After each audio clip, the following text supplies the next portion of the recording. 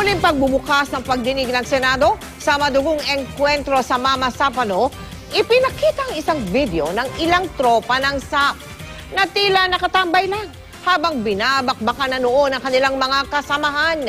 Ang giit ni Senador Juan Ponce Enrile, si Pangulong Aquino raw ang pinakadapat sisihin sa madugong operasyon. Ayon naman sa ilang senador, wala umanong bagong impormasyong lumabas sa 7 oras na pagdinig. Nakatutok si Jam Sisante.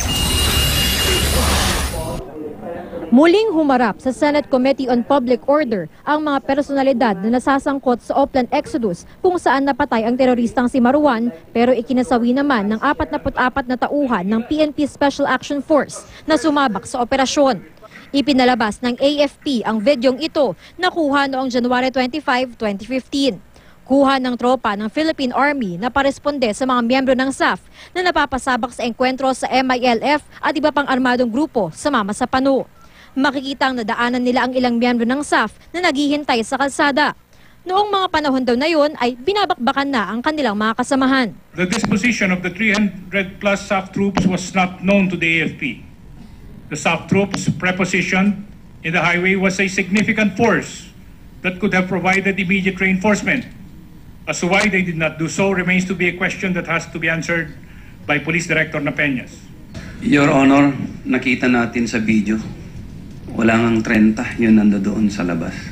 Iniharap ni Senador Antonio Trillanes IV ang isang sarhento ng Army na kasama sa mga nag-rescue sa 55th SAF.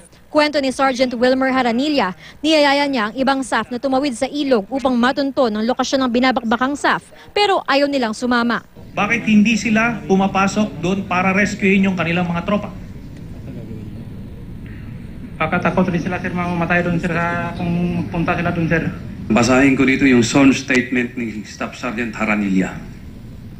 Since you are on the ground, if SAF decided to penetrate and get in the position of 55 SAF, will it be possible? Ang sagot niya, yes, it's possible for us to move in. But I believe that the result would be disastrous and will be pinned down because on our experience, enemies in that area is heavy. Sa gitna ng patuloy na pagsisisihan ng AFP at PNP kung sino ang nagkulang sa nangyari sa Mama Sapano, para kay Senate Minority Leader Juan Ponce Enrile, si Pangulong Noynoy Aquino ang pinakadapat sisihin sa nangyari. Anyay, hinayaan lang nito na mapatay ang mga tropa ng SAF. Makikita daw yun sa tono ng text message ni Pinoy kay nooy suspended PNP Chief Alan Purisima dahil tila interesado lang daw si Pinoy sa kung nakuha ang mga tinutugis na teroristang sina Marwan at Basit Usman. He did not ask the condition of his troops. The text messages will... No, he did not. I just answered my question. Did President Aquino at that moment show concern for the troops that he sent on a dangerous mission? The text message will speak for itself, Your Honor. Question din ni Enrile kung bakit inilihim ni Pinoy ang operasyon mula sa ibang opisyal, liban kina Purisima na nooy suspendido pa, SAF Chief Director Getulio Napeñas at PNP Intelligence Head Chief Superintendent Fernando Mendez. Sinunod din sa operasyon ang time on target kung saan ipapaalam lang sa AFP ang plano kapag nasa lugar na ni Marwan ang SAF. President Aquino intentionally, deliberately, and actually confined and arrogated unto himself and PDG Purisima full knowledge, command and control, and strategic decisions over Oplan Exodus. President Aquino excluded all other, including the members of his cabinet. Kung may nag-compartmentalize, it is the Peñas, not the President. Correct? Because it is the plan of PNP, SAF, Your Honor. They are the ones really knowledgeable. I would like to emphasize, sir, recommendation po namin is time on target yung coordination sa AFP. It's not my decision. Idiniin din ni Enrile ang militar dahil sa mabagal doon nilang pag-abot ng tulong sa SAF. Kaya nga po nagkaroon tayo ng reinforcing troops. Yun po ang binigay natin. Yun po yung sinasabi ko, if we are talking about innovation, yun po ang ginawa natin because yun po ang nakikita nating response na kaya nating ibigay. Ngayon po, sabi ko nga, kung nagkaroon ng magandang koordinasyon at magandang papaplano, ang inyo pong armed forces could have given more. Nagtuturuan kayo eh. Sasalakayin tayo ng China at ganyan ang gagawin ninyo. Maleletse ang buong Pilipinas, hindi lang kayo.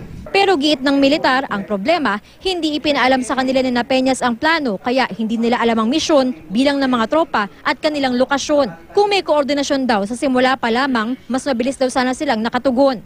Sabi pa ng mga opisyal, hindi malinaw sa mga text ni Peñas na matindi na ang bakbakang nangyayari. Pinakita pa ng AFP ang litrato ni Peñas na kuha daw ng hapon ng January 25 na nakangiti noong panahong mainit na ang bakbakan. Iginiit din ng militar na hindi nagbigay si Pinoy ng stand-down order o utos na wag munang kumilos. Was there an order to stand down or to withhold support? I did not receive any stand-down order from my direct superior, Chief of Staff General Katapang, nor from the President himself, Your Honor. Meron bang pressure na natanggap ang Pangulo o kayo mismo mula sa peace panel officials natin na idahan-dahan ang responde ng tropa ng pamahalaan sa pangamba na lalong malalagay sa peligro ang peace process? Wala akong ganun. Wala naman po. At nice, Madam Chair, Your Honor, nice ko lang suportahan yung sinabi ni Sec. Bolts na yung buong araw, kung titingnan po natin yung mga text messages, no? Ang larawan na makikita mo is operation is parang yung nasabi nga kanina pa, I think the word was all right or something to that effect. No? Dahil extraction ongoing, AFP supporting, diba? So kung mababasa mo ito, wala ho yung mga salitang nauubos na kami or napaligiran kami or that sort of thing, no? Hanggang excuse me, hanggang sometime late afternoon. Para kay Senador Juan Ponce Enrile, napatunayan niya sa pagdinig kanina na si Pangulong Noynoy Aquino nga ang dapat sisihin para sa nangyari sa Mama Sapano. Pero kung tatanungin ang chairman ng Public Order Committee na si Senador Grace Poe, wala nang dapat baguhin sa committee report sa kabila ng lumabas na impormasyon dahil sinabi na naman nila noon na si Pinoy nga ang pinaka-responsable para sa nangyari. Jam Sesante, Nakatutok, 24 Oras.